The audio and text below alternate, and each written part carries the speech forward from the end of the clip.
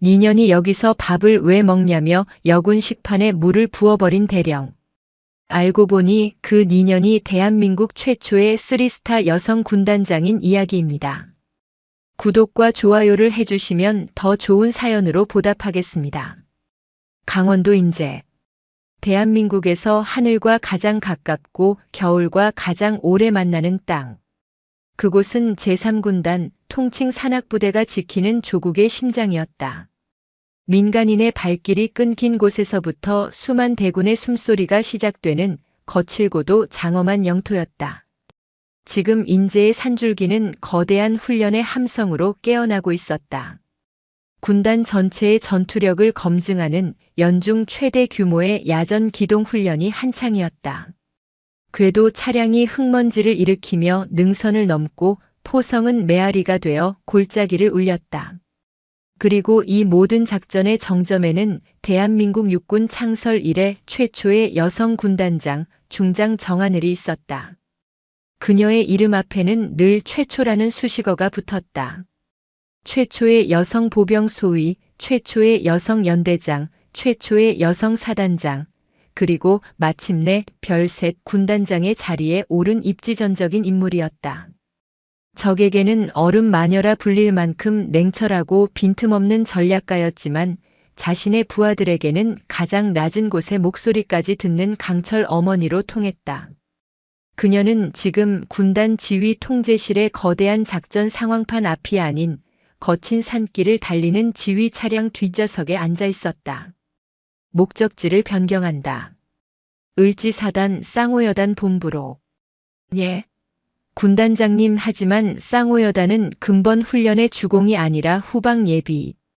옆자리의 전속부관 박민혁 소령이 당황하며 물었다. 그래서 가는 거다. 정하늘의 목소리는 낮고 단호했다. 전쟁은 가장 요란한 곳이 아니라 가장 조용한 곳에서부터 썩어 들어가는 법.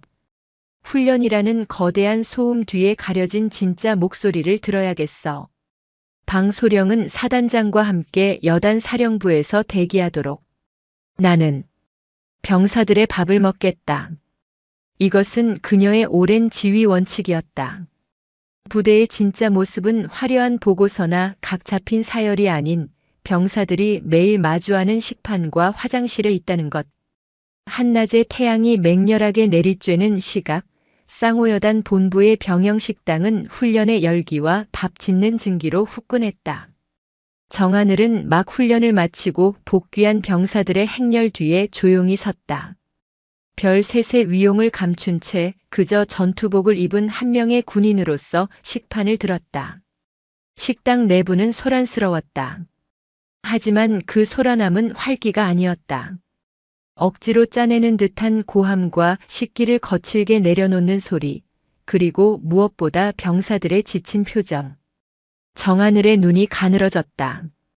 배식대의 음식은 형편없었다.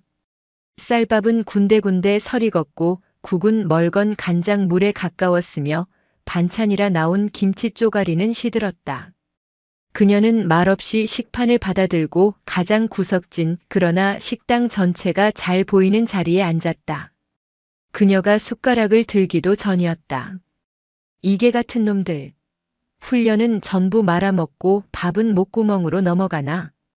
식당 문이 부서져라 열리며 지축을 울리는 고함 소리가 터져나왔다. 식당 안의 모든 소음이 순간 멎었다. 식당 입구에 서 있는 사내는 거구였다. 떡 벌어진 어깨와 불도그처럼 험상궂은 얼굴, 그리고 그 얼굴보다 더 사나운 눈빛. 그는 쌍호여단을 공포로 통치하는 여단장, 대령 황보철이었다. 황보철. 그는 이 산골의 여단 안에서 스스로 황제라 불리는 사내였다. 그의 군 경력은 성공적이었지만 그 방식은 늘 전근대적이었다. 특히 그는 여군이라는 존재 자체를 병적으로 혐오했다. 군대는 남자의 세계여야 하며 여자는 그저 행정 업무나 돕는 꽃이거나 혹은 조직의 사기를 떨어뜨리는 장애물에 불과하다고 공공연히 떠들고 다녔다. 그는 오늘 아침 훈련 성과가 미진하다는 이유로 사단장에게 질책을 당한 터였다. 그의 분노는 극에 달해 있었고 그 화풀이 대상을 찾고 있었다. 그의 매서운 눈이 식당 내부를 훑었다. 그의 시선이 닿는 곳마다 병사들은 고개를 숙였고 간부들은 먹던 밥을 뱉어낼 듯 경직되었다. 그리고 마침내 그의 시선이 구석 자리에 홀로 앉아있는 정하늘에게 꽂혔다. 황보철의 미간이 흉측하게 일그러졌다. 그는 처음 보는 얼굴이었다. 하지만 전투복 차림의 여군이, 그것도 이 혼란스러운 와중에 태연하게 자리를 지키고 있다는 사실이 그의 심기를 건드렸다. 그는 그녀의 계급장을 제대로 확인하지도 않았다. 그에게 그녀는 그저 여자일 뿐이었다. 웬 계집이 여길 기어들어와서 밥을 처먹고 있어. 황보철이 성큼성큼 그녀에게 다가갔다. 그의 걸음걸이에 맞춰 식당 바닥이 울리는 듯 했다. 여기가 어디라고 감히 여군이 상석에 앉아 밥을 먹어? 여기가 니년들끼리 수다 떠는 다방인 줄 알아? 그는 그녀가 앉은 자리가 그저 구석 자리임을 알면서도 고의로 상석이라 비아냥댔다. 정하늘은 숟가락을 천천히 내려놓았다. 그녀는 고개를 들어 자신에게 다가오는 거대한 분노의 덩어리를 정면으로 응시했다. 그녀의 눈빛은 고요했지만 그 깊이를 알 수 없는 심연과도 같았다. 그녀의 침묵은 황보철의 광기를 더욱 부채질했다. 감히 여자 따위가 자신의 위압적인 고함에도 눈 하나 깜짝하지 않는다는 사실이 그에게는 참을 수 없는 모욕으로 느껴졌다. 귀가 처먹었어? 니년은 소속이 어디야? 그는 니년이라는 군대에서는 결코 사용해서는 안 될 저급한 단어를 거리낌 없이 내뱉었다. 식당 안에 있던 모든 병사와 간부들은 숨조차 제대로 쉬지 못했다. 몇몇은 황보철의 만행을 말려야 한다는 것을 알았지만 그 누구도 감히 나설 용기가 없었다. 황보철에게 밉보인다는 것은 이 부대에서 죽음을 의미했기 때문이다. 훈련 중에 화장이나 고치던 년들이 밥맛만 알아가지고 꼴의 군인이라고 밥은 꼬박꼬박 처먹네. 황보철은 노골적인 성희롱과 조롱을 섞어 낄낄거렸다. 그는 자신의 이 행위가 부대원들에게 자신은 여전히 건재하다는 것을 보여주는 일종의 과시라고 생각했다. 정하늘은 여전히 그를 바라보고 있었다. 그녀는 지금 이 순간 이자가 뱉어내는 모든 모욕적인 단어들과 공포에 질려 침묵하는 주변의 모든 공기를 기억하고 있었다. 황보철은 자신의 모욕에도 정하늘이 미동도 않자 이성을 잃었다. 그는 이것이 자신에 대한 정면 도전이라고 판단했다. 그는 자신의 권위를 증명할 더 확실한 행동이 필요했다. 말을 못해? 벙어리야? 좋아. 밥 먹을 자격도 없는 년한테는 밥 대신 물이 제격이지. 황보철은 옆 테이블에 놓여있던 차가운 물 주전자를 집어들었다. 병사들의 눈이 공포로 커졌다. 안 됩니다. 누군가 작은 목소리로 외쳤지만 이미 늦었다. 그는 정하늘의 식판을 향해, 아니, 그녀의 얼굴을 향해 물 주전자를 그대로 거꾸로 쏟아부었다. 쏴! 얼음장 같은 물이 정하늘의 식판을 덮쳤다. 설익은 밥과 시든 반찬이 물에 휩쓸려 그녀의 전투복 상의와 하의를 흥건하게 적셨다. 물방울이 그녀의 턱을 타고 흘러내렸다. 어떠냐? 밥맛이 싹 가시지? 여기가 어떤 곳인지 이제 좀 알겠어? 황보철은 자신의 행동에 만족한 듯 의기양양하게 소리쳤다. 여기는 여자년들이 와서 밥 처먹을 공간이 아니야. 니년 같은 건. 그의 말이 채 끝나기도 전이었다. 지금 이게 무슨 짓입니까? 식당 문이 다시 한번 거칠게 열렸다. 12사단장 소장 박종무와 군단장 전속부관 박민혁 소령이 새파랗게 질린 얼굴로 뛰어들어오고 있었다. 그들은 예정된 시간이 지나도 정하늘이 돌아오지 않자 불길한 예감에 식당으로 달려온 참이었다. 그리고 그들의 눈에 들어온 것은 상상조차 할 수 없는 끔찍한 광경이었다. 대한민국 육군 최초의 여성 군단장이 일개 여단장에게 모욕을 당하고 물에 젖어 서 있는 모습. 군. 군단장님. 소장 박종무의 입에서 비명이 터져 나왔다.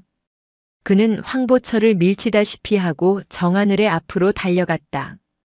그의 두 다리가 사시나무처럼 떨리고 있었다.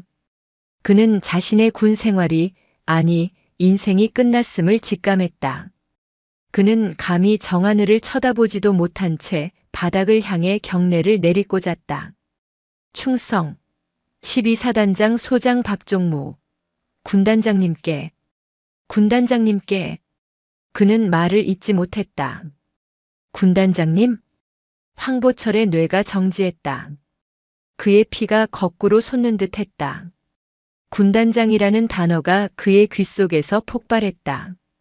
그는 천천히, 아주 천천히 고개를 돌려 자신이 물을 부은 그 여자년을 다시 바라보았다.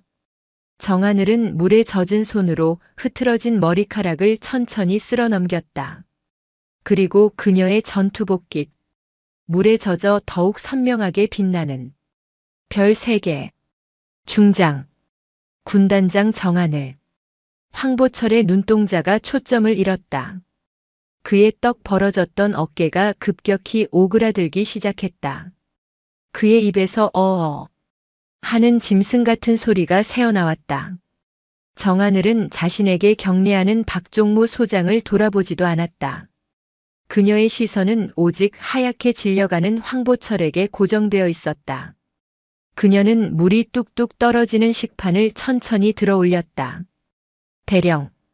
그녀의 목소리는 물에 젖었음에도 불구하고 얼음처럼 차갑고 건조했다. 황보철 대령.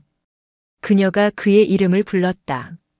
황보철은 자신도 모르게 흡하고 숨을 들이마셨다. 자네가 방금 나에게 물을 대접했더군. 아주 시원하게. 고맙네. 그녀는 그 젖은 식판을 황보철의 앞으로 내밀었다. 자네가 그토록 혐오하는 여자년이 자네의 군단장, 중장 정하늘이다. 그녀는 식판을 황보철의 가슴팍에 밀어붙였다.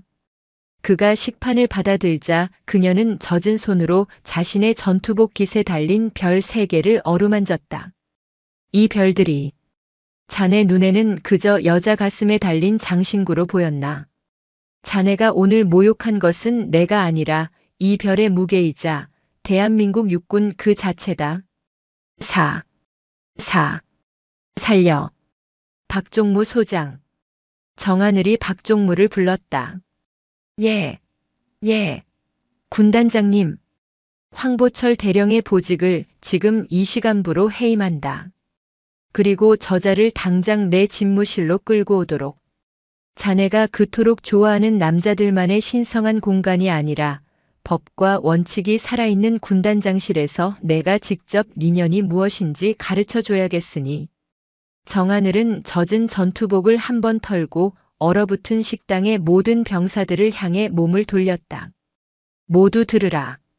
오늘 여러분이 본 것은 한 여군이 모욕당한 현장이 아니다. 여러분의 군단장이 이 부대에 낀 가장 더러운 때를 씻어내는 첫 번째 순간이다. 그녀는 젖었지만 당당한 걸음으로 홍해가 갈라지듯 길을 트는 병사들 사이를 유유히 빠져나갔다. 식당에는 젖은 식판을 든 채 다리가 풀려 주저앉아 버린 황보철 대령과 이미 정신이 나간 듯한 박종무 사단장만이 남아 있었다. 쌍호여단 병영 식당의 시간은 얼어붙었다. 땡그랑. 누군가의 손에서 떨어진 숟가락이 바닥에 부딪히는 소리만이 이 비현실적인 정적을 깨뜨렸다. 군단장님. 그 세 음절이 황보철 대령의 뇌를 관통했다. 그것은 단어가 아니었다. 그의 오만했던 세계 전체를 무너뜨리는 거대한 망치였다. 그가 니년이라 불렀던 존재.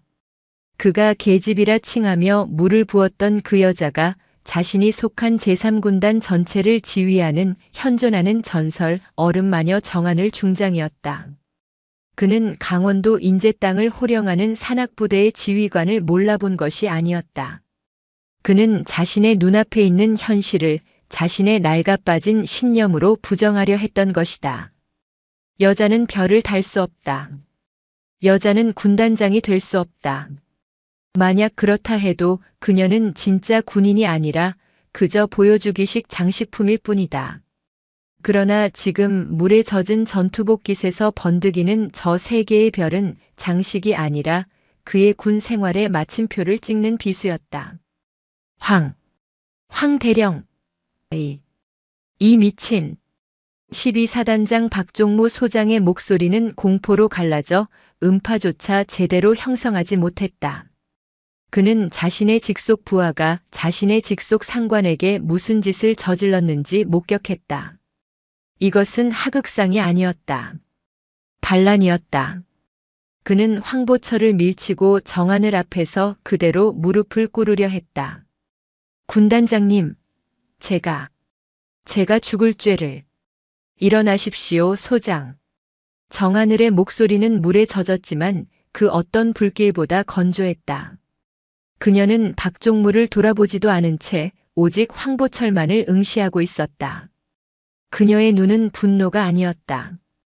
그것은 심해와도 같은 차가운 관찰이었다. 마치 가치 없는 벌레를 해부대 위에 올려놓고 그 반응을 살피는 연구자의 눈빛이었다. 무릎은 자네가 꿇을 것이 아니네. 저자가 꿇어야지. 그녀는 황보철의 가슴팍에 붙어있던 젖은 식판을 가리켰다. 황보철은 기계처럼 삐걱거리며 식판을 내려다보았다. 그가 쏟아부은 물에 불어터진 밥알과 시든 김치 쪼가리가 마치 그의 남은 군 생활처럼 처참하게 널브러져 있었다.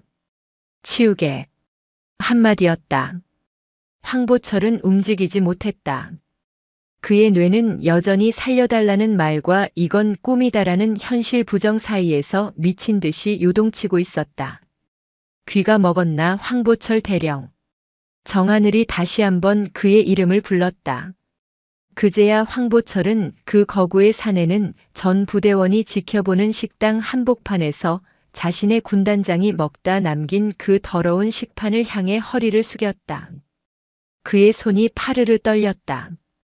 식판을 움켜쥐는 그의 손등 위로 식은땀인지 물인지 모를 액체가 떨어졌다. 그 순간 식당 구석에 처박혀 있던 병사들의 눈빛이 변했다. 공포에 질려있던 그들의 눈에 아주 희미하지만 지독한 통쾌함과 경멸이 동시에 떠올랐다. 그들의 황제가 무너지고 있었다. 박민혁 소령. 예, 군단장님. 전속부관 방소령이 총알처럼 튀어나왔다. 황보철 대령의 신병을 확보한다. 지금 즉시 군단 지휘 통제실로 압송해. 그리고 박종무 소장.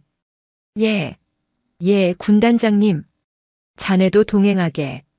자네의 그 잘난 여단장이 자네의 사단 전체를 어떻게 망신시켰는지 그 과정을 처음부터 끝까지 지켜볼 의무가 자네에게 있으니까. 정하늘은 더 이상 그곳에 머물지 않았다. 그녀는 물이 뚝뚝 떨어지는 전투복을 한번 털어내지도 않은 채 그저 젖은 모습 그대로 식당 출구를 향해 걸었다. 병사들이 모세의 기적처럼 길을 열었다. 그녀가 지나가는 길 젖은 전투화가 바닥에 남기는 물자국은 마치 이 썩어버린 부대에 새로운 길을 내는 듯 했다. 황보철은 방소령과 뒤이어 달려온 군단 헌병 2명에게 양팔이 붙들려 끌려나갔다. 그는 더 이상 쌍호여단의 여단장이 아니었다. 그저 젖어버린 인연에게 붙잡힌 초라한 범죄자일 뿐이었다. 강원도 인제의 산길을 달리는 군단 지휘 차량 내부는 얼음 창고 그 자체였다. 정하늘은 조수석에 앉아 젖은 전투복을 갈아입을 생각도 하지 않은 채 창밖의 험준한 산세만을 바라보고 있었다. 운전석에서는 박민혁 소령이 숨소리조차 죽인 채 운전에 집중했다.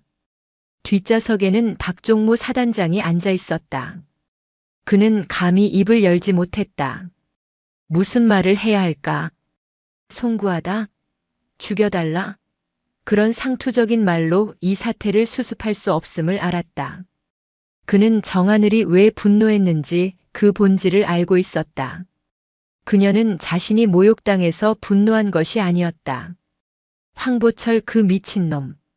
하필이면 그는 정하늘이 육군 본부 감찰실에서 저승사자로 불리던 시절을 떠올렸다. 그녀는 부패한 장성들을 날려버린 전설의 인물이었다. 그리고 그녀는 여군이라는 이유로 부당한 대우를 받는 것을 가장 혐오하는 강직한 원칙주의자였다. 황보철은 그 모든 지뢰를 한꺼번에 밟아버린 것이다. 박 소장. 정하늘이 창밖을 바라보며 입을 열었다. 예. 군단장님. 쌍호여단 병영식당. 밥이 개밥이더군.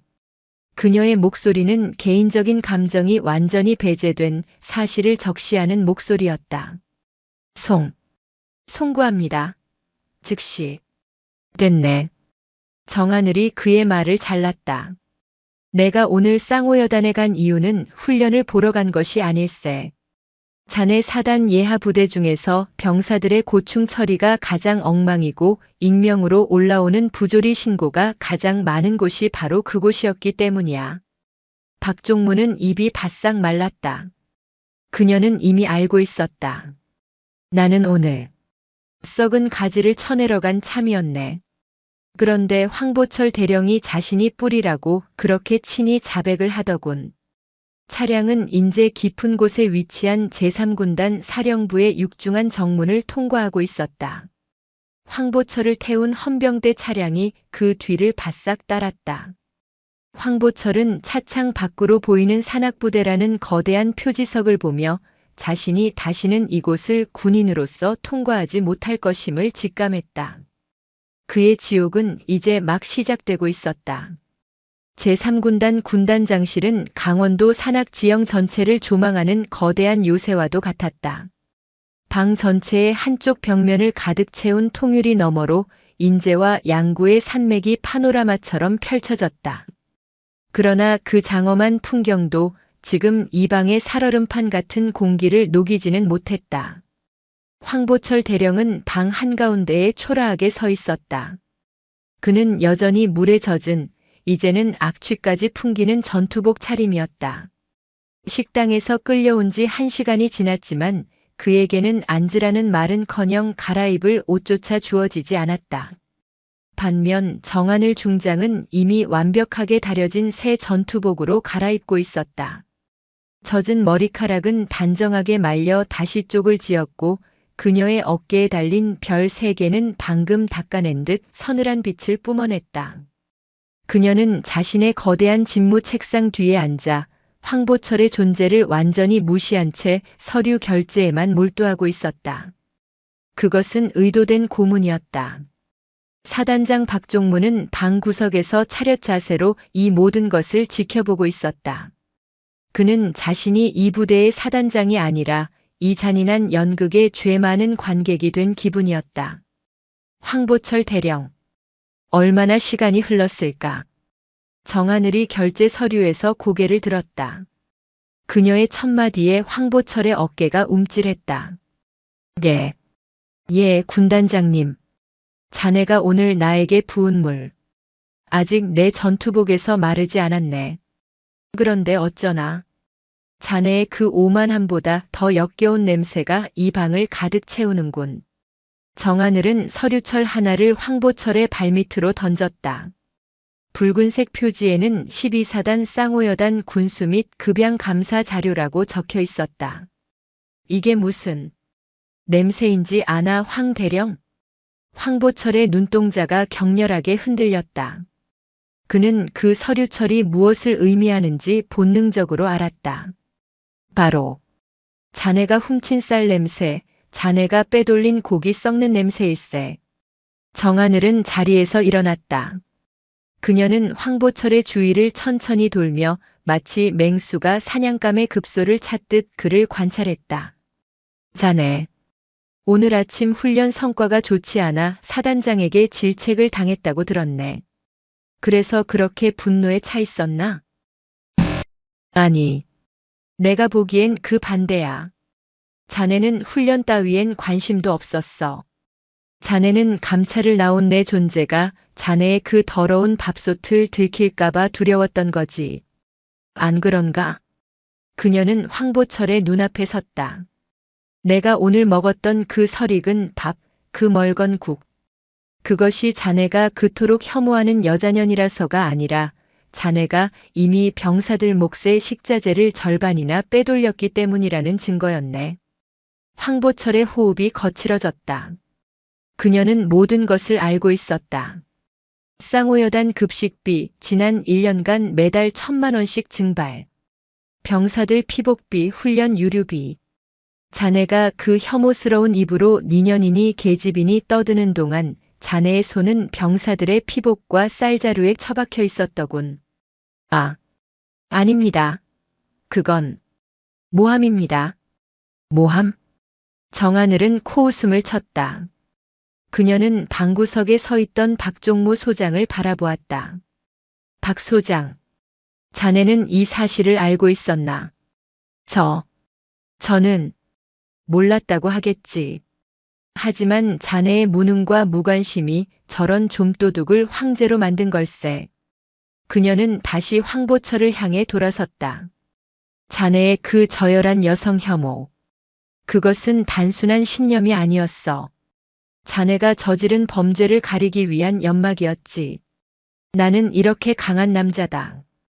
군대는 일해야 한다고 포효하며 뒤로는 병사들의 밥을 훔치는 쥐새끼.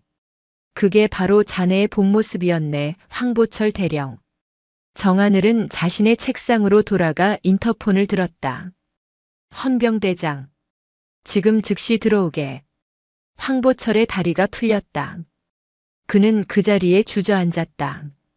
문이 열리고 헌병대장이 들어왔다. 정하늘은 그에게 황보철의 발밑에 떨어진 감사 자료를 가리켰다. 황보철 대령을 지금 이 시간부로 군 형법상 횡령 및 직권 남용 그리고 상관 모욕죄로 긴급 체포한다. 군단장님, 제발 한 번만. 황보철이 기어와 그녀의 군화에 매달리려 했다. 내 군화 더럽히지 말게, 대령. 정하늘은 그를 발로 밀어내지도 피하지도 않았다. 그저 얼음 같은 눈으로 그를 내려다볼 뿐이었다. 자네는 나를 모욕한 것이 아니야. 자네를 믿고 따랐던 그 수천 명의 병사들을 모욕하고 그들의 밥그릇을 훔쳤어. 자네가 그토록 혐오하던 여자인 내가 오늘 자네의 그 더러운 군복을 벗겨주지. 황보철은 헌병들에게 양팔이 붙들려 개처럼 끌려나갔다. 그의 악다구니와 살려달라는 비명이 복도를 울렸다. 방 안에는 정하늘과 박종무 단둘만이 남았다. 박종무는 자신이 다음 차례임을 직감했다. 군단장님, 저를 처벌해 주십시오. 처벌? 정하늘은 창밖에 어두워지는 산맥을 바라보며 말했다. 자네를 처벌하는 건 쉽지. 하지만 자네 하나 자른다고 저 썩어 빠진 쌍호여단이 바뀌나? 저기서 공포에 질려있던 그 병사들의 밥상이 바뀌나? 자네에게는 처벌보다 더 고통스러운 것을 주겠다. 정하늘이 그를 돌아보았다. 자네에게 기회를 주지. 자네가 그토록 무능하게 방치했던 그곳을 자네 손으로 직접 도려내고 세사를 돋게 할 기회 말일세.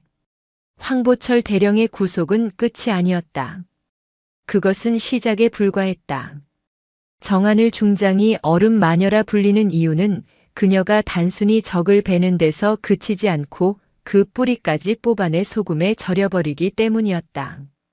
황보철은 군단 영창의 독방에서 밤새 조사를 받았다. 그의 모든 범죄 혐의가 드러났다. 그는 혼자가 아니었다. 지역 군납업자와 결탁한 것은 물론 사단 군수 라인의 일부 간부들까지 연루된 거대한 비리의 사슬이었다. 다음 날 새벽 황보철은 잠 한숨 자지 못해 퀭한 눈으로 다시 군단장실에 끌려왔다. 그는 이제 모든 것을 포기한 죽은 사람의 얼굴을 하고 있었다. 정하늘은 밤새 이어진 보고를 받고도 지친 기색 하나 없이 그를 맞이했다. 안께 황 대령. 아니, 이제는 그냥 황보철 씨라고 불러야 하나? 자네 혐의만으로도 자네는 남은 인생을 감옥에서 썩어야 해. 불명의 저녁은 물론이고 연금도 명예도 아무것도 남지 않겠지. 자네가 그토록 경멸했던 내 손에 자네의 모든 것이 끝장난 걸세. 황보철은 아무 말 없이 고개를 떨구었다. 그런데 어젯밤 자네가 끌려간 뒤 쌍호여단 병사들에게 특식을 지시했네. 정하늘의 말에 황보철이 의아한 듯 고개를 들었다. 군단장 판공비로 가장 비싼 갈비와 신선한 과일을 보냈지. 그리고 방소령에게 병사들의 반응을 보고하라고 했네. 뭐라고 했는지 아나? 병사들이 울면서 먹더군. 우리가 이런 밥을 먹어도 되느냐고. 황보철 대령님이 다시 돌아오시면 어떡하느냐고. 정하늘의 목소리가 처음으로 아주 미세하게 흔들렸다. 그것은 분노였다. 자네는 한 부대를 지옥으로 만들었어. 고작 자네의 그 더러운 주머니를 채우기 위해서 수천 명의 아들들을 굶기고 병들게 했어. 그녀는 책상 위의 서류철을 다시 한번 바라보았다. 자네, 군사재판 받기 싫지. 황보철의 눈이 번쩍 뜨였다. 살고 싶습니다. 군단장님, 제발 살려만 주십시오. 좋아, 살려주지. 대신 자네는 군인 황보철로서는 죽어야 한다. 그리고 밥 짓는 황보철로 다시 태어나야 할 게야. 예. 자네 오늘부로 쌍호여단장 보직에서 해임한다. 황보철은 침을 삼켰다. 그리고 자네를 12사단 신병교육대대 급양관으로 보직한다. 황보철의 귀를 의심했다. 급양관? 대령인 자신을 신병교육대대에? 그것은 이등병으로 강등되는 것보다 더한 모욕이었다. 신병교육대대의 급양관은 보통 상사나 원사가 맡는 혹은 초급 장교가 잠시 거쳐가는 보직이었다. 싫은가? 그럼 지금이라도 헌병대. 아닙니다. 하겠습니다. 뭐든지 하겠습니다. 황보철은 바닥에 머리를 박았다. 좋아. 자네의 첫 번째 임무다. 정하늘은 자신의 전속부관 박민혁 소령을 불렀다. 방소령 황 대령을 데리고 쌍호여단 식당으로 가게. 예. 식당 말입니까? 그래. 그가 어제 물을 부었던 바로 그 자리. 그가 어제 모욕했던 바로 그 사람들. 조리병 그리고 그곳에서 밥을 먹던 병사들. 그들 모두가 보는 앞에서 정하늘이 황보철을 꿰뚫어 보았다. 자네가 직접 그 더러운 식판을 닦고 그 막혔던 배수구를 뚫고 그들 앞에서 무릎 꿇고 사죄하게. 자네가 그토록 혐오했던 여자년 앞에서가 아니라 자네가 밥을 훔쳤던 병사들 앞에서 말이야. 그것은 참교육이었다. 단순한 처벌이 아닌 그의 썩어빠진 영혼을 밑바닥부터 다시 태어나게 하려는 얼음마녀 정하늘의 가장 잔인하고도 자비로운 개과천선의 첫걸음이었다. 그리고 박종무 소장. 방구석에서 유령처럼 서 있던 박종무가 화들짝 놀랐다. 자네는 오늘부터 황 대령의 직속 상관이다. 신병교육대대 급양관의 직속 상관으로서 그가 밥을 제대로 짓는지 감자 하나라도 썩은 것을 쓰는지 매일 나에게 직접 보고하도록. 그것이 자네가 지휘부실의 책임을 지는 방식이다. 박종무 사단장은 차라리 자신을 해임시켜달라고 말하고 싶었지만 그럴 수 없었다. 그는 자신의 부하가 저지른 죄를 매일 아침 저녁으로 밤 냄새를 맡으며 함께 갚아나가야 하는 더 무거운 십자가를 짊어지게 된 것이다. 황보철은 방소령의 손에 이끌려 군단장실을 나섰다. 그는 자신이 돌아가야 할 곳이 어제 자신이 황제처럼 군림했던 그 쌍호여단이 아니라 자신의 모든 오만이 시작되고 끝장난 바로 그 식당이라는 사실을 깨달았다. 그의 고통스러운 구원은 이제 막 밥 짓는 냄새와 함께 시작되고 있었다. 황보철 대령이 12사단 을지부대 신병교육대대로 부임한 것은 그가 정한을 군단장에게 무릎 꿇은 지 꼬박 이틀이 지난 이른 새벽이었다. 그를 태운 것은 여단장 시절 그가 타고 다니던 번쩍이는 지휘 차량이 아니었다. 식자재를 실어 나르는 낡고 덜컹거리는 두 돈 반 트럭의 짐칸이었다. 인제군 북면. 민간인의 발길조차 뜸한 그곳에 대한민국에서 가장 굳세고 가장 풋내 나는 청년들이 모이는 신병교육대대가 자리하고 있었다. 그곳은 모든 것이 새로 시작되는 곳이자 모든 계급이 평등해지는 곳이었다. 새벽 4시. 뼛속까지 시린 인제의 새벽 공기 속에서 황보철은 트럭 짐칸에서 내렸다. 대령의 위용을 상징하던 전투복 대신 그는 PX에서 방금 구매한 듯한 값싼 초록색 활동복 차림이었다. 어깨에는 계급장 대신 짙은 피로와 굴욕감이 내려앉아 있었다. 그를 맞이한 것은 신병교육대대장도 참모도 아니었다. 급양관의 직속 상관 취사반을 총괄하는 원사 국대식이었다. 국원사는 군 생활 30년 동안 수만 명의 밥을 지어 먹인 밥솥 앞에서 뼈가 굵은 베테랑이었다. 그는 이 상황이 도무지 믿기지 않았다. 오셨습니까? 황보. 아니, 신임 급양관님. 국원사는 자신보다 계급이 한참 높은 어제까지 하늘 갔던 여단장을 뭐라고 불러야 할지 몰라 입이 바싹 말라 있었다. 황보철은 대답할 기력도 없었다. 그는 그저 고개를 끄덕였다. 그의 눈은 지난 이틀간 잠을 이루지 못해 붉게 충혈되어 있었다. 그때 그들 뒤로 육중한 지휘 차량이 소리 없이 다가와 멈춰 섰다. 12사단장 박종무 소장이었다. 그는 정한을 군단장의 처벌을 수행하기 위해 이 말도 안 되는 급양관 부임식을 직접 감찰하러 온 것이었다. 국원사. 오늘 아침 메뉴는 뭔가? 박종무 소장이 애써 침착한 목소리로 물었다. 예, 사단장님. 오늘은 콩나물국과 감자조림입니다. 좋아. 박종무는 황보철을 돌아보았다. 그의 눈에는 경멸도 동정도 아닌 그저 우리는 같은 지옥에 떨어졌다는 기묘한 동질감마저 서려 있었다. 황 대령. 아니, 황 급양관. 군단장님의 명령일세. 황보철 급양관은 오늘부터 신병교육대대 전 장병의 하루 3끼를 그 손으로 직접 책임진다. 썩은 콩나물 한 가닥, 싹이 난 감자 한 알이라도 나올 시 박종무 사단장과 황보철 급양관은 함께 군복을 덧는다.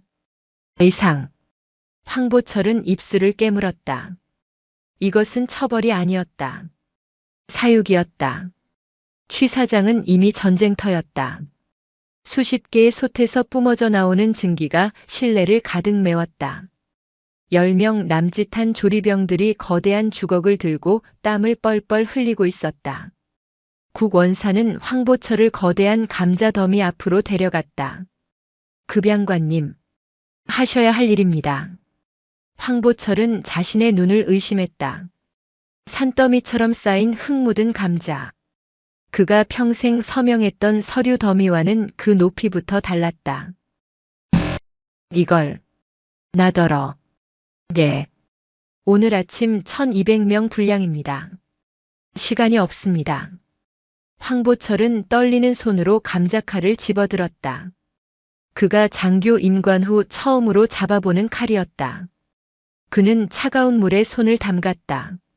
손이 시렸다. 그러나 그것은 시작에 불과했다. 그는 감자를 깎기 시작했다. 서툴렀다. 껍질은 두껍게 깎여 나갔고 흙물은 그의 얼굴과 활동복을 사방으로 더럽혔다. 한때 여단 전체를 호령했던 그의 손은 이제 고작 감자 하나의 싹을 도려내는 데에도 애를 먹고 있었다. 그렇게 하시면 안 됩니다. 싹은 더 깊이 파내셔야 합니다. 독입니다. 국원사의 불호령이 떨어졌다. 황보철은 자신도 모르게 이 자식이 감히 라고 소리치려다 입을 다물었다. 그는 지금 대령이 아니었다. 옆에서는 박종무 사단장이 두 손을 뒷짐진 채 이 모든 광경을 꼿꼿이 서서 지켜보고 있었다. 그는 단 한순간도 눈을 떼지 않았다. 황보철이 감자를 깎는 것인지 자신의 죄를 깎는 것인지 혹은 박종무 자신이 지휘관으로서의 명예를 깎아내고 있는 것인지 알 수 없었다. 2시간이 흘렀다. 황보철의 손가락은 감각이 없었다. 허리는 끊어질 듯 아팠다. 아침 배식 시간. 1200명의 신병들이 굶주린 배를 움켜쥐고 식당으로 밀려들었다. 그리고 그들은 믿을 수 없는 광경을 보았다. 국 배식대 한가운데 어제까지 별 4개짜리 여단장이었던 황보철이 땀과 눈물로 범벅이 된 얼굴로 흰색 위생 모자를 쓴 채 서 있었다. 배식 시작합니다. 국 원사의 말에 황보철은 국자를 들었다. 훈련병들은 어리둥절했다. 그들은 저 사람이 누군지 몰랐지만 저 사람에게서 뿜어져 나오는 기운이 평범한 조리병이 아님을 직감했다. 뭐해? 안 받고. 한 훈련병이 쭈뼛거리자 황보철은 자신도 모르게 예전의 목소리로 소리쳤다. 훈련병이 화들짝 놀라 식판을 뒤로 뺐다. 황보철은 입을 닫았다. 그는 자신이 무슨 짓을 했는지 깨달았다. 그는 다시 콩나물국을 퍼서 훈련병의 식판에 담아주었다. 국물이 튀어 훈련병의 손등에 떨어졌다. 악 뜨거. 미안하다. 황보철의 입에서 평생 처음 해보는 단어가 튀어나왔다. 배식이 끝나고 지옥이 다시 시작되었다. 설거지였다. 1200명 분량의 식판이 산더미처럼 쌓였다. 황보철은 뜨거운 증기가 뿜어져 나오는 식기세척기 앞에 섰다. 그리고 마지막. 그가 가장 두려워했던 순간이 왔다. 국 원사가 짬통, 즉 잔반통을 가리켰다. 정리하셔야 합니다. 황보철의 얼굴이 하얗게 질렸다. 훈련병들이 먹다 남긴 온갖 음식물 찌꺼기와 뼈다귀, 그리고 그들이 뱉어낸 가래침까지 뒤섞인 지옥의 냄새가 코를 찔렀다. 그는 장갑을 꼈다. 그리고 그 차갑고 역겨운 덩어리 속으로 손을 집어넣었다. 손끝에 물컹하고 불쾌한 감촉이 느껴졌다. 그는 헛구역질을 참아냈다. 그는 이 냄새가 어제 자신이 모욕했던 군단장에게서 나던 냄새가 아니라 바로 자신의 속에서 자신의 부패한 영혼에서 풍겨나오던 악취였음을 깨달았다. 그때 식당 한 구석에서 이 모든 것을 지켜보던 박종무 사단장의 전화기가 진동했다. 군단장 정하늘이었다. 예, 군단장님. 사단장 박종무입니다. 보고 들었습니다. 황보철 급양관 지금 짬통을 비우고 있다고 들었습니다. 네, 그렇습니다. 잘 됐군. 정하늘의 목소리는 여전히 차가웠다. 박 소장, 자네도 가서 돕게. 예, 저 말입니까? 그래. 자네가 방치했던 그 부대의 가장 더러운 찌꺼기일세. 지휘관이 부하의 죄를 외면하면 결국 그 짬통을 함께 뒤집어 쓰는 법이야. 오늘 저녁 식사 전까지 두 사람이 함께 그 식당을 강원도에서 가장 깨끗한 곳으로 만들어 놓도록. 이상. 전화가 끊겼다. 박종무 소장은 천천히 자신의 별 2개가 달린 전투복 상의를 벗었다. 그리고 그는 황보철이 들고 있는 잔반통의 반대편을 함께 움켜쥐었다. 에이, 사단장님. 닥치고 들게 황급양관. 자네나 나나 오늘부턴 이 짬통과 한 몸일세. 별 5개 소장 2, 대령 하나의 계급이 인제 신병교육대대의 더러운 잔반통 하나를 함께 들고 있었다. 그것은 정하늘이 준비한 가장 지독하고도 완벽한 개과천선의 첫 번째 수업이었다. 정하늘 중장은 황보철을 짬통 앞에 세워둔 채 자신의 진짜 전쟁을 시작했다. 황보철의 비리는 거대했지만 그녀의 직감은 그가 꼬리이거나 기껏해야 몸통의 일부일 뿐 머리는 아니라고 말하고 있었다. 방소령. 황보철이 결탁한 군납업자 인재유통의 대표 유만수. 그자의 최근 행적을 샅샅이 뒤져 자금 흐름, 통화 내역, 만난 사람들, 먼지 한 톨까지. 군단장실은 거대한 작전 상황실로 변했다. 헌병대와 감찰, 기무 요원들이 정하늘의 지휘 아래 일사불란하게 움직였다. 유만수의 자료는 금방 올라왔다. 그는 황보철이 구속된 직후 누군가와 다급하게 통화한 기록이 있었고 그 직후 강원도 인제를 떠나 서울의 한 고급 호텔에 집거 중이었다. 서울이라. 쥐새끼가 도망갈 구멍을 찾는 게로군. 박민혁 소령이 조심스럽게 보고했다. 군단장님, 이상한 점이 있습니다. 유만수의 계좌는 깨끗합니다. 황보철 대령에게 흘러들어간 돈을 제외하고는 더 윗선으로 보이는 거대한 자금 이동이 없습니다. 없다고? 정하늘은 날카롭게 반문했다. 아니, 없는 것이 아니라 보이지 않는 것이겠지. 썩은 물은 항상 가장 깊은 곳에 고이는 법. 그녀는 유만수가 서울에서 만나려던 사람들의 명단을 훑어보았다. 대부분 사업가나 변호사들이었다. 그러나 그중 아주 뜻밖의 이름이 하나 끼어 있었다. 중장 윤성태. 정하늘의 눈이 가늘어졌다. 윤성태. 그는 현재 육군본부의 핵심 요직에 있는 자였지만 불과 2달 전까지 바로 이 제3군단의 부군단장이었다. 윤성태? 정하늘은 윤성태와 황보철 그리고 유만수를 연결할 고리를 찾지 못했다. 윤성태는 군 내에서도 청렴하고 온화한 신사로 통했다. 포악한 황보철과는 정반대의 인물이었다. 그때 정하늘의 머릿속에 한 가지 가능성이 스쳤다. 만약 황보철이 먹은 것이 윤성태가 먹다 남긴 찌꺼기였다면 그녀는 가설을 세웠다. 황보철은 유만수라는 지역업자와 결탁해 여단 단위의 밥을 훔쳤다. 하지만 만약 유만수가 애초에 군단 단위의 거대한 군수 비리를 저지르는 자였고 그 파트너가 부군단장 윤성태였다면 그리고 황보철은 그저 그 거대한 파이에서 떨어지는 부스러기를 받아먹으며 그들의 방패막이 역할을 했던 것이라면 황보철의 포악한 성정과 여성 혐오는 오히려 모든 감찰의 시선을 자신에게 집중시키는 완벽한 어그로였을 수도 있다. 사람들이 미친 개 황보철을 욕하는 동안 신사 윤성태는 뒤에서 군단 전체의 예산을 주무르고 있었던 것이다. 방소령. 지금 당장 12사단 신교대로 간다. 예. 황급양관에게 가십니까? 그래. 그 미친 개가 어쩌면 우리가 찾던 열쇠를 물고 있을지도 모르니까.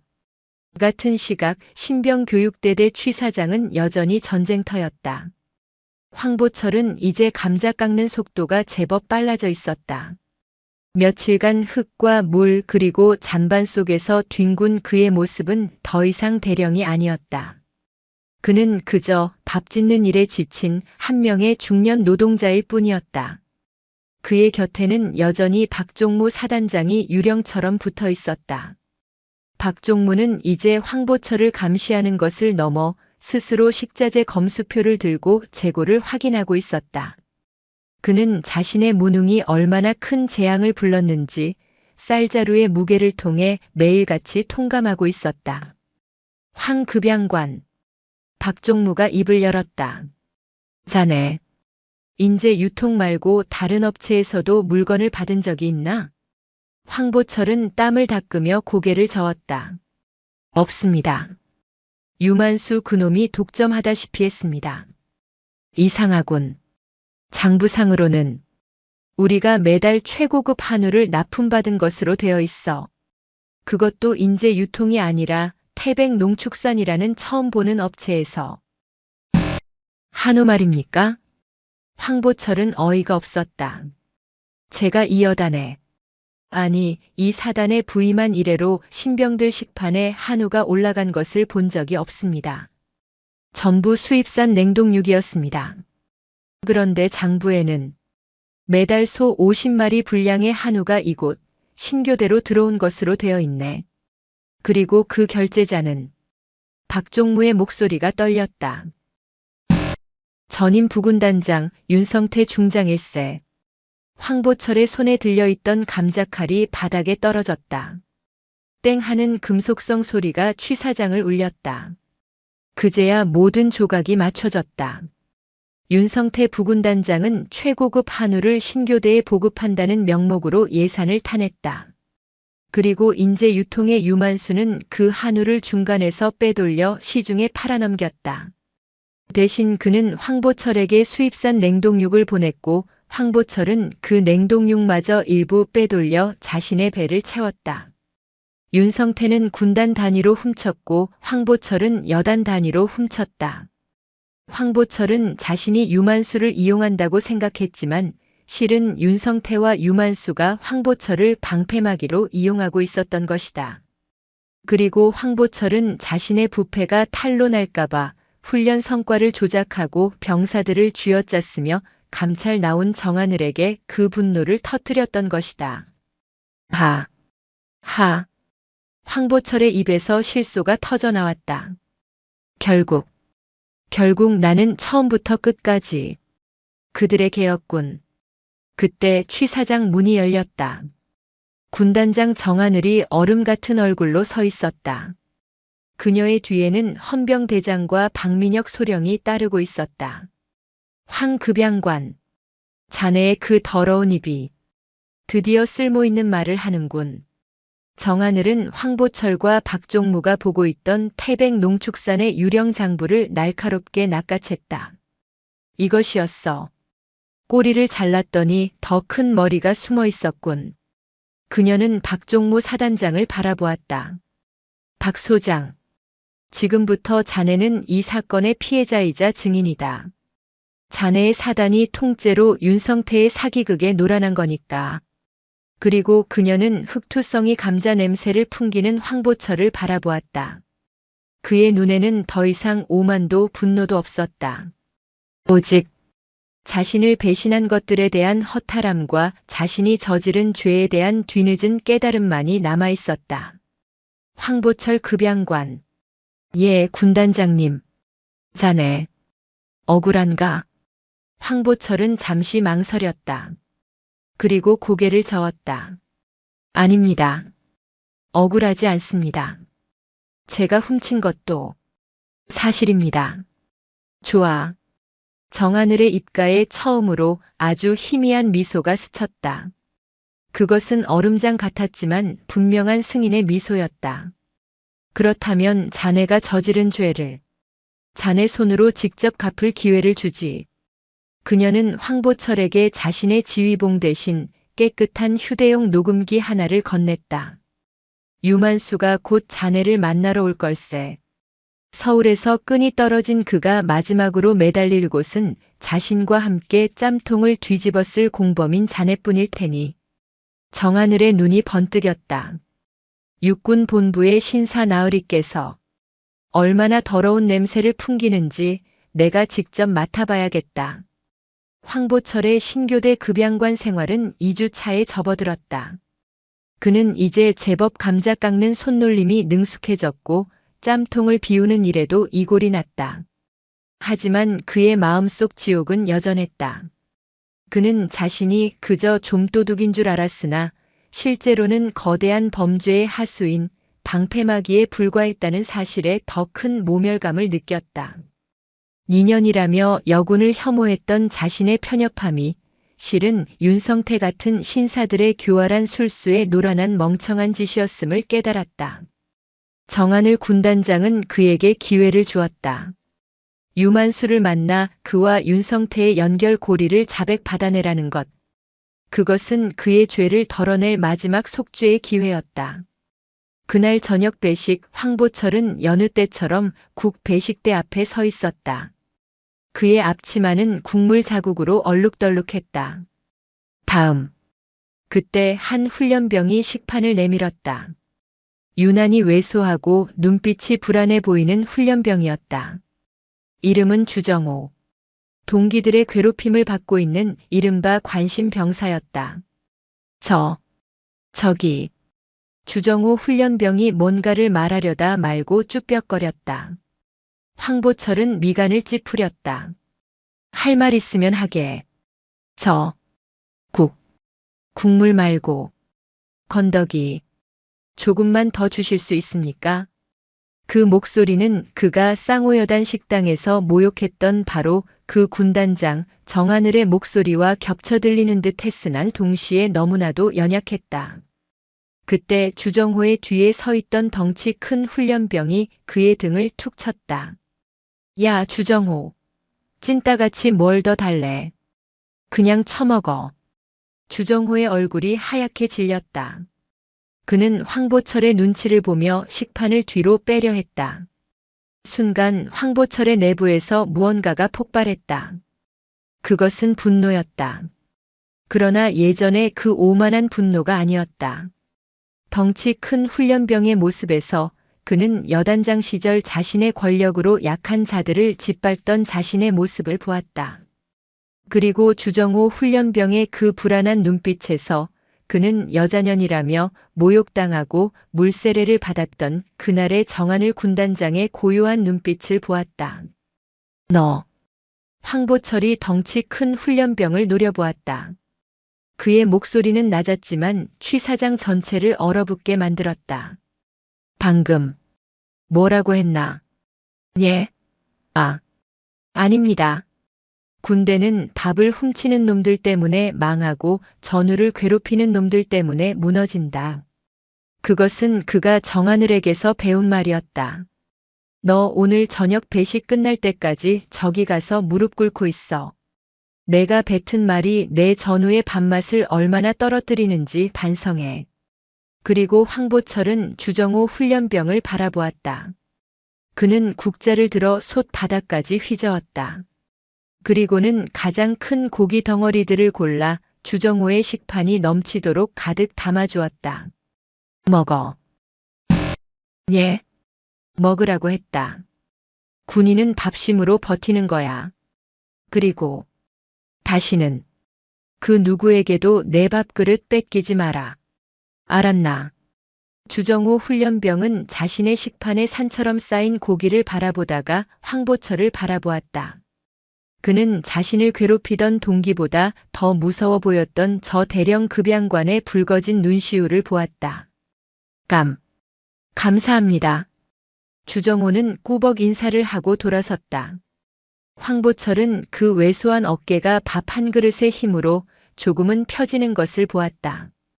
그는 난생 처음으로 자신이 누군가에게 진짜 밥을 주었다는 이상한 충족감을 느꼈다. 바로 그날 밤 기다리던 전화가 왔다. 유만수였다. 황 대령님. 접니다, 유만수. 저 좀 살려주십시오. 황보철은 정하늘이 건네준 녹음기의 버튼을 눌렀다. 자네가 왜 나한테 전화하나? 나도 지금 죽게 생겼는데. 대령님. 윤 장군님이. 그분이 저를 버리셨습니다. 모든 걸 저한테 뒤집어 씌우고. 윤성태 중장 말인가? 예. 그분이. 대령님까지 정리하라고. 황보철은 숨을 참았다. 모든 퍼즐이 맞춰지고 있었다. 만나세. 내일 새벽. 신교대 앞 인제 쉼터에서. 자네가 가진 거, 내가 가진 거. 다 맞춰봐야 우리도 살 길이 생기지 않겠나. 알겠습니다. 가겠습니다, 대령님. 전화가 끊겼다. 황보철은 녹음기를 든 채 차가운 취사장 바닥에 주저앉았다. 그는 자신이 마지막 미끼가 되었음을 알았다. 다음 날 새벽. 인제 쉼터는 짙은 물 안개에 잠겨 있었다. 황보철이 약속 장소에 나타나자 유만수가 쥐새끼처럼 달려나왔다. 대령님, 우리가 살 길은. 유만수의 말이 채 끝나기도 전에 짙은 안개를 뚫고 수십 명의 헌병이 그들을 포위했다. 유만수는 그 자리에서 얼어붙었다. 그리고 안개 속에서 황보철의 등 뒤에서 정하늘 군단장이 천천히 걸어 나왔다. 그녀의 전투화는 새벽 이슬에 젖어 있었지만 그녀의 눈빛은 그 어느 때보다 형형하게 빛나고 있었다. 유만수 씨, 당신이 만나고 싶었던 건 황보철 대령이 아니라 나였던 것 같군. 정하늘은 유만수가 들고 있던 서류 가방을 낚아챘다. 그 안에는 윤성태 중장과의 모든 검은 거래가 담긴 비밀 장부가 들어 있었다. 황보철 급양관. 정하늘이 황보철을 돌아보았다. 자네, 고생 많았다. 이제 그 더러운 앞치마를 벗을 때가 된 것 같군. 황보철은 자신이 모욕했던 그 여자년이 자신을 구원할 유일한 동아줄이었음을 깨달았다. 그는 흑투성이 감자를 쥐었던 손으로 자신도 모르게 거수 경례를 붙이고 있었다. 그의 군 생활은 끝났을지 몰라도 그의 참회는 이제 막 받아들여진 참이었다. 육군 본부가 있는 충청남도 계룡대. 대한민국의 모든 육군 부대를 향한 명령이 시작되는 심장부. 그곳에서도 가장 높고 고유한 곳에 육군 본부 정책기획관 중장 윤성태의 사무실이 있었다. 그의 사무실은 먼지 한 톨 없이 정돈되어 있었고 값비싼 난초의 은은한 향이 감돌았다. 그는 군 내에서 신사로 통했다. 온화한 미소, 합리적인 일처리, 그리고 결코 언성을 높이지 않는 성품으로 모두의 존경을 받았다. 그 고요한 사무실의 문이 열리고 차가운 강원도의 겨울바람을 몰고 온 듯한 이가 들어섰다. 제3군단장 중장 정하늘이었다. 그녀는 이날을 위해 가장 날카롭게 각을 잡은 정복을 입고 있었다. 어깨에 별 3개가 형광등 빛을 받아 차갑게 빛났다. 이게 누굽니까? 우리 산악의 마녀께서 어쩐 일로 이 먼 계룡대까지 행차하셨습니까? 윤성태는 인자한 미소로 그녀를 맞이했다. 그는 정하늘이 왜 왔는지 짐작조차 못한다는 듯 태연하게 차를 권했다. 차는 됐습니다, 윤 장군. 정하늘은 그가 권하는 자리에 앉지 않았다. 그녀는 윤성태의 거대한 원목 책상 한가운데에 유만수에게서 압수한 비밀 장부를 던지듯 내려놓았다. 탁! 묵직한 소리가 난초 향을 갈랐다. 이것이 윤 장군께서 그토록 아끼시던 태백 농축산의 장부입니까? 윤성태의 미소가 처음으로 옅게 굳었다. 정 군단장, 무슨 말씀을 하시는지 모르겠습니다. 그건 또 뭡니까? 모르시겠습니까? 정하늘은 그의 책상 앞으로 한 걸음 다가갔다. 그녀의 눈은 윤성태의 가면을 꿰뚫고 있었다. 당신은 황보철이라는 미친 개를 쌍호여단에 풀어놓았더군요. 그 개가 짖고 포효하며 모든 감찰의 시선을 끄는 동안 당신은 뒤에서 우아하게 신사 행세를 하며 12사단 신병들의 밥그릇에서 한우를 훔쳐냈습니다. 윤성태의 얼굴에서 핏기가 가시기 시작했다. 황보철이 훔친 것이 쌀 한 가만이라면 당신이 훔친 것은 도축장 그 자체였습니다. 유만수를 내세워 유령 한우를 납품시키고 그 차액은 고스란히 당신의 주머니로 들어갔더군요. 그리고 그 찌꺼기를 황보철에게 던져주며 그 미친 개의 입을 막았습니다. 안 그렇습니까? 정하늘 중장. 지금 증거도 없이 선배에게 무슨 망발이요. 윤성태가 처음으로 언성을 높였다. 신사의 가면이 벗겨지는 순간이었다. 증거. 정하늘은 코웃음을 쳤다. 그녀는 휴대용 녹음기를 꺼내 책상 위에 올려놓았다. 녹음기에서는 유만수가 황보철에게 모든 것을 자백하며 윤성태가 자신을 버리고 황보철까지 제거하려 했다는 절박한 목소리가 흘러나왔다. 그리고 이 장부. 유만수는 당신이 버린 카드인 줄도 모르고 당신과의 마지막 거래를 위해 이 장부를 직접 들고 나왔더군요. 윤성태는 의자에 주저앉았다. 그는 자신이 완벽하다고 믿었던 범죄가 자신이 가장 무시했던 2가지 요소, 즉 미친 개 황보철의 배신으로 위장한 함정과 여자년이라며 무시했던 정하늘의 치밀함에 의해 무너졌음을 깨달았다. 당신은 군인도 아니오, 정하늘. 당신은 정치를 하는 거야. 여자가 별을 다니까 눈에 뵈는 게 없나? 정치?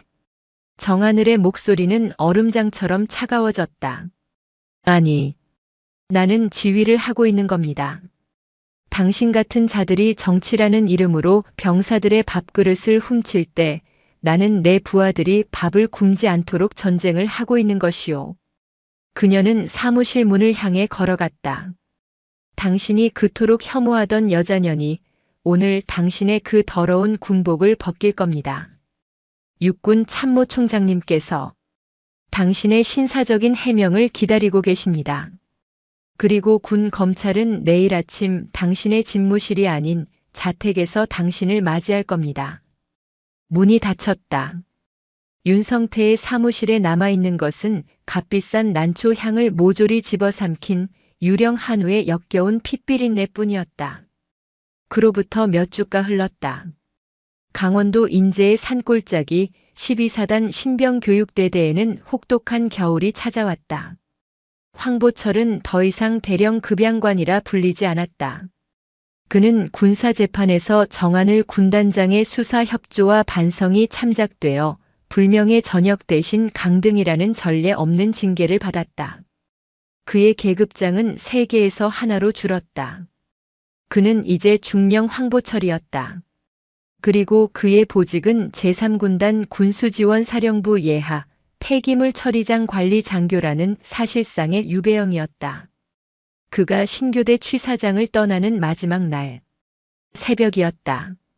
그는 지난 몇 주간 그랬던 것처럼 새벽 4시에 일어나 자신의 손으로 직접 밥을 지었다. 훈련병들을 위한 밥이 아니라 자신과 함께 지옥을 견뎌준 취사 반원들을 위한 밥이었다. 국원사와 조리병들이 어색하게 마주 앉았다. 그동안 욕받습니다, 급양관님. 아니, 중령님. 황보철은 말없이 밥을 풀 뿐이었다. 그때 취사장 구석에서 쭈뼛거리며 그에게 다가오는 이가 있었다. 훈련을 수료하고 이제 자대로 떠날 준비를 하던 주정호 훈련병이었다. 그의 손에는 꼬깃꼬깃한 편지 한 통이 들려 있었다. 급양관님. 그래, 주 훈련병. 이거 받아주십시오. 그날 고기 주셔서 그리고 지켜주셔서 정말 감사했습니다. 황보철은 덜덜 떨리는 손으로 편지를 받아들었다. 그가 평생 받아왔던 그 어떤 상장이나 훈장보다도 무거운 한 병사의 진심이었다.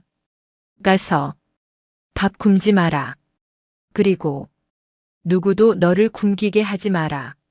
황보철은 차마 고개를 들지 못했다. 그의 눈에서 뜨거운 것이 흘러 그가 매일 닦던 식판 위로 떨어졌다. 그 옆에서 12사단장 박종무 소장이 이 모든 것을 지켜보고 있었다. 그 역시 정하늘의 처벌을 받고 있었다. 그는 해임되지는 않았지만 사단장이 직접 사단 예하 전 부대의 급양 상태를 매일 점검하고 주 1회 군단장에게 식단 사진을 포함하여 보고한다는 사관생도만도 못한 임무를 수행 중이었다. 그는 처음에는 이것을 굴욕이라 여겼다. 그러나 매일같이 새벽에 일어나 밥 냄새를 맡고 콩나물 한 가닥의 신선도를 확인하는 동안 그는 자신이 잊고 있었던 것을 깨달았다. 지휘란 거대한 작전판 위에서 말을 움직이는 것이 아니라 내 부하의 밥 한 끼를 책임지는 가장 기본적인 행위에서 시작된다는 것을. 그는 이제 무능한 사단장이 아니었다. 그는 대한민국에서 가장 깐깐하게 밥을 챙기는 12사단 급식소장이었다. 황중령. 박종무가 떠나는 황보철에게 다가왔다. 자네가 가야 할 곳. 춥고 외로운 곳일세. 하지만 밥은 굶지 말게.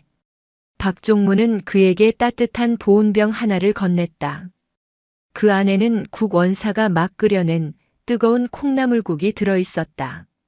황보철은 그것을 받아들고 말없이 고개를 숙였다. 그들의 지옥 같던 연대감은 그렇게 뜨거운 국 한 그릇으로 마무리되었다. 그리고 다시 몇 달의 시간이 흘렀다. 인제의 지독한 겨울이 물러가고 산에 진달래가 피기 시작한 어느 봄날. 정하늘 군단장은 예고 없이 12사단 신병교육대대를 다시 찾았다. 그녀는 지휘관 보고를 모두 생략하고 곧장 병영식당으로 향했다. 점심 배식이 한창인 시간이었다. 식당에 들어선 순간 그녀는 걸음을 멈췄다. 모든 것이 변해 있었다. 역겨운 짬 냄새와 곰팡내가 진동하던 그곳은 이제 고소한 밥 냄새와 활기찬 소음으로 가득 차 있었다. 식당 벽면은 새로 칠해져 밝아졌고 배식대는 반짝였다. 군단장님, 어쩐 일이십니까? 박종무 소장이 땀을 뻘뻘 흘리며 달려왔다. 그는 군단장을 맞이하러 온 것이 아니었다. 그는 그날의 배식 감찰을 위해 조리병들과 함께 튀김을 건지고 있던 중이었다. 그의 전투복 소매는 밀가루로 하얗게 얼룩져 있었다. 계속하게 박 소장. 자네가 일하는 모습이 지난번 그 식당에서 벌벌 떨던 모습보다 100배는 보기 좋군. 정하늘은 미소를 감추고 식판을 들었다. 그날의 메뉴는 평범한 돈가스와 쫄면, 그리고 따뜻한 어묵국이었다. 하지만 그 퀄리티는 몇 달 전의 개밥과는 비교할 수 없었다. 그녀는 병사들 틈에 끼어 자리를 잡았다. 그때 한 훈련병이 그녀의 맞은편에 조심스럽게 앉았다. 저, 군단장님 맞으십니까? 그래, 훈련병. 저 오늘 입대했습니다. 밥이 정말 맛있습니다. 사회에서 먹던 것보다 더 맛있는 것 같습니다. 정하늘은 훈련병의 반짝이는 눈을 바라보았다. 그녀는 어묵국을 한 숟가락 입으로 가져갔다. 뜨겁고 진한 국물. 그 안에는 싹이 난 감자도 썩은 콩나물도 없었다. 그 안에는 한 사단장이 자신의 명예를 걸고 지켜낸 정성이 들어 있었다. 박종무 소장이 그녀의 옆에 다가와 작은 목소리로 말했다. 황보철 중령. 그가 얼마 전 편지를 보내왔습니다. 폐기물 처리장에서 병사들이 버리는 잔반을 분석해 가장 효율적인 식단표를 짜는 연구를 하고 있다고 합니다. 그걸로 논문이라도 쓸 기세입니다. 정하늘은 대답 대신 묵묵히 밥을 씹었다. 그리고 주정호 훈련병, 아니, 이제 주정호 이병입니다. 그가 쌍호여단으로 자대 배치를 받았습니다. 그곳에서 그가 황보철 중령에게 배운 대로 밥 한 끼의 소중함을 전파하고 있답니다. 정하늘은 숟가락을 내려놓았다. 그녀는 왁자지껄하게 밥을 먹는 훈련병들을 둘러보았다. 박 소장. 예, 군단장님. 자네가 만든 밥이 오늘 내가 먹어본 그 어떤 장군의 밥상보다 훌륭하군. 이것이 내가 원했던 아름다운 군대의 모습일세. 정하늘은 식판을 들고 일어섰다. 그녀가 식당을 나갈 때 그 누구도 공포에 질려 경례를 붙이지 않았다. 그저 밥을 먹던 훈련병들이 잠시 고개를 들어 자신들의 밥을 지켜준 어머니를 향해 건강한 미소를 보낼 뿐이었다. 강원도 인제의 산맥 위로 따뜻한 봄 햇살이 쏟아지고 있었다. 그것은 얼음 마녀가 녹여낸 가장 따뜻한 빛이었다. 오늘도 요지경 사연을 잘 들어주셔서 감사합니다.